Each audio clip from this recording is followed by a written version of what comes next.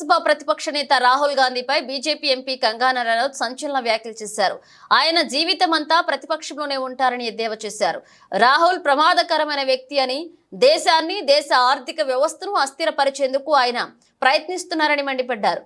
ప్రధాని కావాలన్న కోరిక నెరవేరే మార్గం కనిపించక రాహుల్ గాంధీ దేశాన్ని నాశనం చేయడమే ఎజెండాగా పెట్టుకున్నాడని విమర్శించారు. ఆయన విషపూరితమైన వ్యక్తి అని, విధ్వంసకారుడు అని ఆరోపించారు. భారతదేశ స్టాక్ మార్కెట్ టార్గెట్ గా హిండెన్బర్గ్ విడుదల చేసిన రిపోర్ట్ను రాహుల్ గాంధీ సమర్థించడం హేయమని చెప్పారు. దేశ భద్రత, ఆర్థిక వ్యవస్థ అన్నింటినీ అస్థిరపరిచేందుకు ఆయన ప్రయత్నిస్తున్నారని కంగనా చెప్పారు. భారతీయుల దేశభక్తి, జాతీయవాదం కారణంగా రాహుల్ గాంధీ ఇబ్బంది పడుతుంటారని అన్నారు. ప్రజల్లో దేశభక్తి మరింత పెరుగుతోందని, ఇది రాహుల్ గాంధీకి మరిన్ని కష్టాలను తెచ్చిపెడుతుందని వివరించారు. రాహుల్ ను ప్రజలు ఎప్పటికీ నాయకుడిగా ఎన్నుకోబోరని చెప్పారు.